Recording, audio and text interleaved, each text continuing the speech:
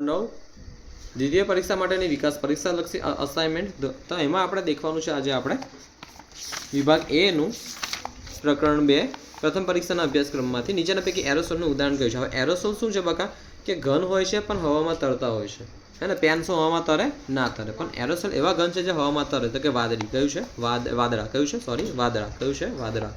નીચેની પૈકી શેમાં ટિંડલ અસર જોવા મળે છે કે દૂધ કયું દૂધ આમાં ટિંડલ અસર જોવા મળે છે। ધુમ્મસ અને વાદળ એ શાનું ઉદાહરણ છે કે અને આ ટિંડલ અસર શું તમને આગળ સમજાવીશ પહેલા પણ સમજાય તું બરાબર છે ને અત્યારે રિવિઝનમાં ફરીથી સમજાવીશ। ધુમ્મસ અને વાદળ શેનું ઉદાહરણ છે ધુમ્મસ અને વાદળ એરોસોલનું ઉદાહરણ શાનું છે એરોસોલ હવામાં તરે ને ઓકે। ચોકને પાણીમાં નાખતા બનેલું દ્રાવણ એ શું છે કે ચોકને પાણીમાં નાખતા બનેલું દ્રાવણ એ નિલંબન છે શું છે નિલંબન છે।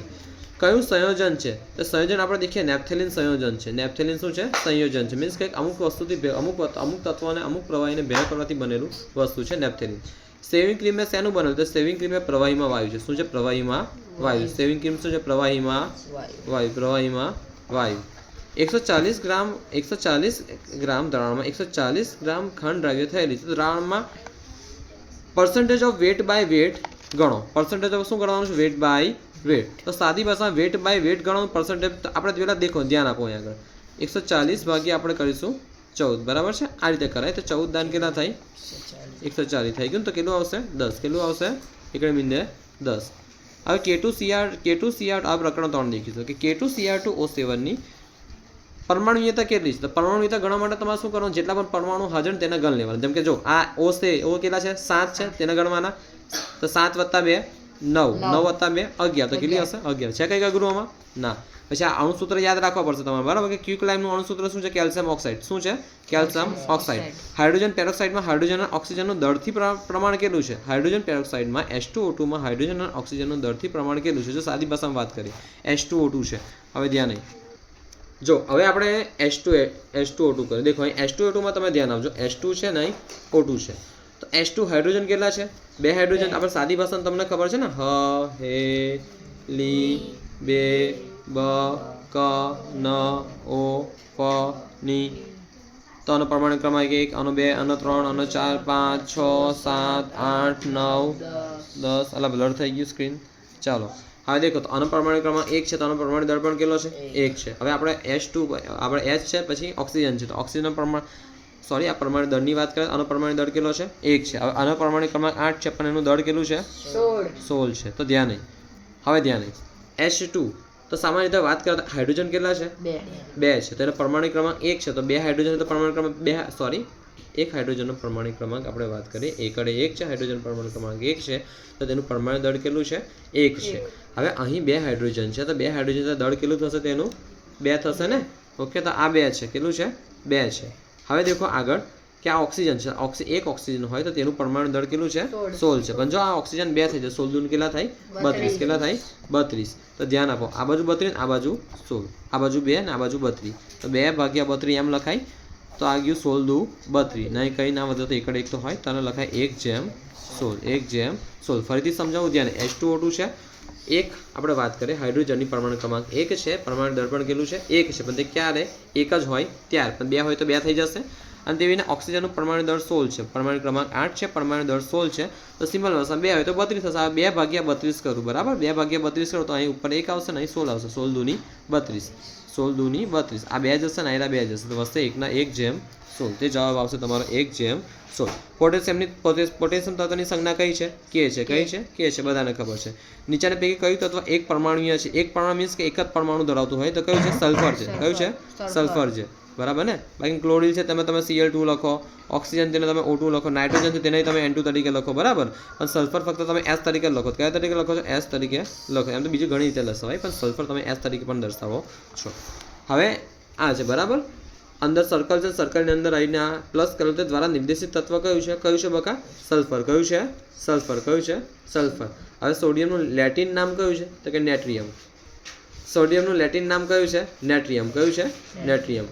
હા દેખો પ્રકરણ 4 માં આપણે પ્રવેશ કરીએ કે નીચેના પૈકી કયું તત્વ 16 ઇલેક્ટ્રોન અને 16 ન્યુટ્રોન ધરાવે છે 16 ઇલેક્ટ્રોન અને 16 ન્યુટ્રોન ધરાવતું તત્વ કયું છે આમાંથી દેખીએ આપણે જો 16x છે તો કે ના આ નથી 16 ને 32 હવે ધ્યાન આપો ન્યુટ્રોન આયરું હોઈ શકે છે કેમ આપણે વાત કરીએ કે 16 32 માંથી 16 જાય તો કેટલા વધશે 16 વધશે બરાબર ને તો કે આ 16x 32 16 અથવા x 16 32 કેલ્શિયમનો પરમાણુ ક્રમાંક 20 છે. કે એલ એમ અને એન કક્ષાઓ ધરાવે છે તેની કઈ કઈ કક્ષાઓ અપૂર્ણ ભરાયેલી હશે. હવે આ વસ્તુ શીખવાનું છે અને તે માટે ચોથું ચેપ્ટર શીખવું પડે સરસ મજાનું, બરાબર. તો હું તમને શીખવાડું છું, ધ્યાન. કેલ્શિયમનો પરમાણુ ક્રમાંક 20 છે. તો 20 છે તો આપણે વાત કરીએ આગળ. જો આપણને ખબર છે નામ, મગ, અલસી, પસ્કલ, અર્કકા ખબર છે. 20 છે તો આનો પરમાણુ દર કેટલો થાય? 40 થશે. અહીં આપણે એ કામનું નથી, અહીં કામનું શું છે? આ કામનું છે, ધ્યાન. જો આ પહેલી કક્ષા તેને કે કક્ષા કહેવાય. કઈ કહેવાય? કે. અને કે કક્ષામાં વધારેમાં વધારે કેટલા ઇલેક્ટ્રોન સમય? 2 સમય. કેટલા સમય? 2 સમય. આ બીજી કક્ષા છે તેમાં વધારેમાં વધારે કેટલા સમય? 8 સમય. કેટલા સમય? 8 સમય. કેટલા સમય? 8 સમય. તો ધ્યાન. 1 2 3 4 5 6 7 8 7 8. જો આ 20 ઇલેક્ટ્રોન છે, 2 ઇલેક્ટ્રોન અહીંયા આગળ છે. 1 2 3 4 5 6 7 અને 8. તો 8 ને આપણે વાત કરીએ. જો પહેલી કક્ષામાં મહત્તમ કેટલા ઇલેક્ટ્રોન સમાશે? 2. બીજી કક્ષામાં મહત્તમ કેટલા સમાશે? 8. હવે ત્રીજી કક્ષામાં છે મહત્તમ 18 સમય. કેટલા સમય? 18. ત્રીજી કક્ષામાં જો આ પહેલી કક્ષાનું નામ શું છે? પહેલી કક્ષાનું નામ શું છે? કે. શું છે? કે. જ્યારે બીજી કક્ષા શું છે? કઈ છે? એલ. ત્રીજી કઈ છે? એમ. અને ચોથી છે એન. ચોથી કક્ષા એન છે. કે એલ એમ એન. આ જો પહેલી કક્ષામાં મહત્તમ કેટલા સમય? 2. બીજીમાં એલમાં સમય 8. ત્રીજીમાં એમમાં સમય 18. ચોથીમાં સમય 32. 2 8 18 32. હવે ધ્યાન આપો, આપણે 20 છે તો 20 ઇલેક્ટ્રોન ભણવા પડશે. જો 2 અહીં ભરાય અને 8 અહીં ભરાય. 2 ને 8 કેટલા થયા? 10. હજુ બીજા કેટલા ભરવાની જરૂર છે? 10. 18 અહીં 18 ભરાય, અહીં 18 ભરાય, પણ કેટલા ભરવાના છે? 10. ક્યાં 10 નહીં ભરાય છે એટલે 1 2 3 4 5 6 7 8 9 10. એમ આમાં કેટલા ભરાય? એમ કક્ષામાં કેટલા ભરાય? 18 ભરાય. 18. હજુ કેટલા ભરવાના બાકી છે? સાદી ભાષામાં 18 ભરાય તો 10 છે તો 8 ભરવાના બાકી છે ને. હા, પણ આપણે કેવું કે કેલ્શિયમમાં 20 ઇલેક્ટ્રોન આવે એટલે 20 જ લખવાના, વધારે દોડવાના નહીં. અને ત્યાર પછી એમ પછી એક કક્ષા અલગથી આવે તેને કહેવાય એન કક્ષા. કઈ કહેવાય? એન. જો બાકી અમારે જગ્યા નથી એટલે થોડું નજીક દોડ્યું, બાકી થોડું છેટું દોડવાનું. કઈ કક્ષા આવે? એન. તો જો આમાં સવાલ એ છે કે કેલ્શિયમનો પરમાણુ ક્રમાંક 20 છે તે કે એલ એમ અને એન કક્ષાઓ ધરાવે છે તો તેની કઈ કઈ કક્ષાઓ અપૂર્ણ ભરાયેલી હશે? અપૂર્ણ મીન્સ કે સંપૂર્ણ નહીં.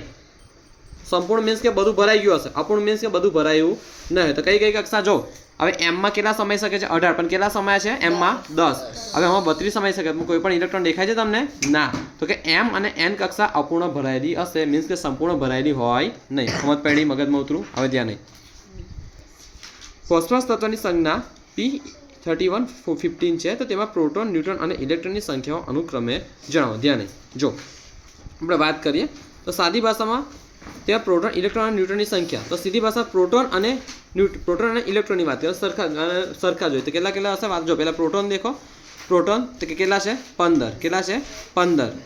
અને ન્યુટ્રોન દેખો 16 છે. કેટલા છે? અને ઇલેક્ટ્રોન કેટલા છે? 15. પ્રોટોન અને ઇલેક્ટ્રોન કેવા હોય? સરખા જ હોય. કેવા હોય? સરખા જ હોય. પ્રોટોન અને ઇલેક્ટ્રોન કેવા હોય? સરખા. જો કંઈ ચાર્જ હોય તો અલગ થશે. જ્યારે ન્યુટ્રોન શું છે? આ બંનેની બાદબાકી. આ બંનેની શું છે? બાદબાકી છે. જો 31 માંથી 15 જાય તો કેટલા વધે?